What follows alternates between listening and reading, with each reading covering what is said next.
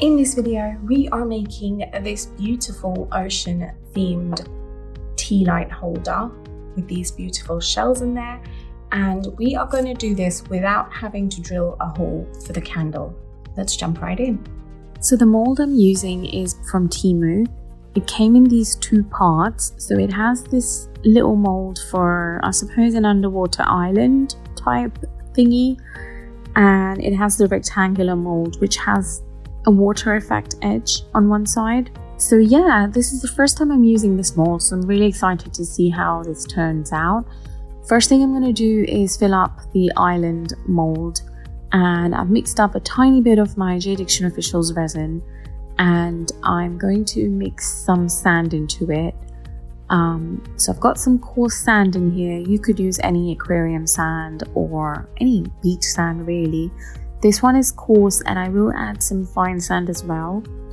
And I do want to really saturate my resin with the sand, because when I put it in the mold, I do not want the sand to settle at the bottom, and I don't want the clear resin to stay on top. So this is going to be quite a thick mixture, and I'm just going to pour it into the mold and we wait for it to cure.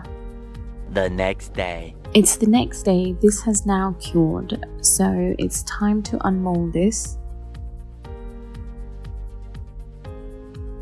And this is what it looks like. And because this has two flat sides instead of the center, I'm just going to put it to the side.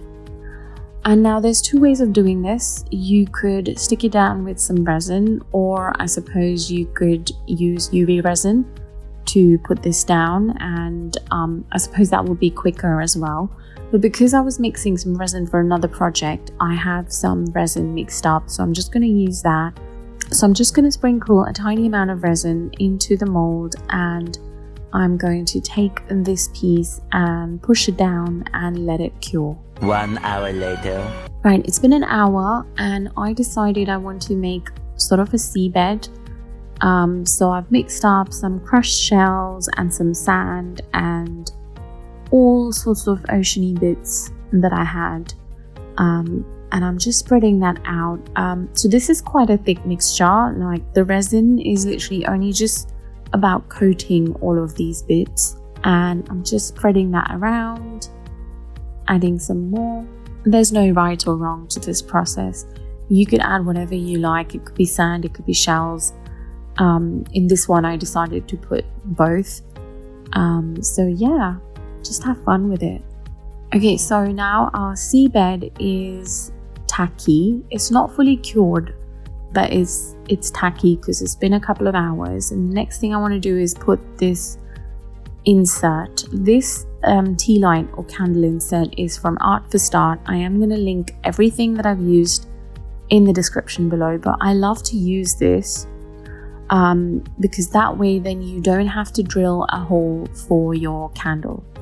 If you don't have this insert, you could, I suppose, use a drill press or a drill with a Forstner bit to drill out the hole for your tea light. But I just prefer to do this because not everyone has all the tools, and let's face it, it's a lot easier. So I will link it in the description below. It is from Art for Start. Right, so I'm just holding on my tea light insert to the side where I'm going to place it later, to see where I want my larger shells to go, because I don't want any larger shells underneath the insert. So I'm just holding it in place so I can gauge how much space I have to add more shells. And because my resin is still tacky, I'm just able to push down the shells, and they will stick to our sand mixture and cure in there. A few moments later. Right, once I'm happy with the shells, I'm going to leave this to cure further for a couple of hours, and we'll be back for the next step. 2 hours later. Okay, this is all cured now. It's been a couple of hours, and we are ready to fill this mold up with resin. Now this time, to fill it up to the top, I'm using my deep pour epoxy resin from Jade Dictions. I really like to use this resin for my deep pour projects because it's a slow cure resin, as most of the deep pour resins are, It will take a couple of days to cure, say about 3 days roughly, and it really helps to get fewer bubbles and a really nice finish on those deeper pores. So I'm just tinting my resin with some ocean blue and lake green to get my desired color. And I'm obviously keeping this quite transparent because I want all of those shells and all of that detail to be seen. But again, you could have your ocean any color you like. This is just how I'm doing it. Now, with regards to the bubbles, I am not too fussed with this piece because I like a few bubbles in the ocean pieces. But if you'd like this to be absolutely and completely bubble free, I'd recommend you spray the sides of the wall of the mold with some alcohol. And that way you won't get any bubbles sticking on the sides of the mold. If you're liking all of these videos that I'm making for you, do leave me a comment, subscribe, like. It really helps out my channel if you engage with me, and it really helps push out my videos, and I appreciate the support. So once I'm happy with the color, I'm just going to fill my mold up almost all the way to the top, because I want to leave a tiny bit of room for my tea light insert, just so my resin doesn't overflow. And I've left it just for 10 minutes for all the bubbles to come up top. And as you can see, there's all of those bubbles up top, and you can just use alcohol or a blowtorch to pop those. Now, I had some extra resin and I did make a few coasters.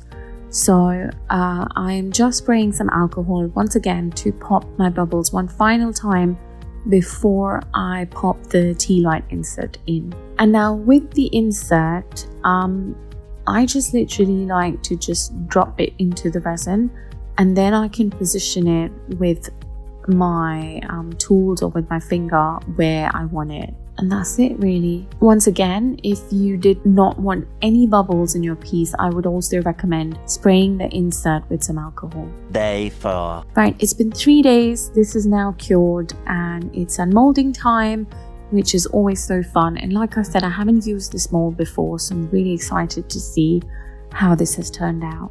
So I'm just loosening the sides of the mold and then I will pull it right out. Comes out pretty easily, and as you can see, it's got that little water effect on the side, which I absolutely love, and our island is in there as well. Right, time to take out the tea light insert, and once again I'm just starting with a corner and then just give it a little pull, and it does pop out pretty easily.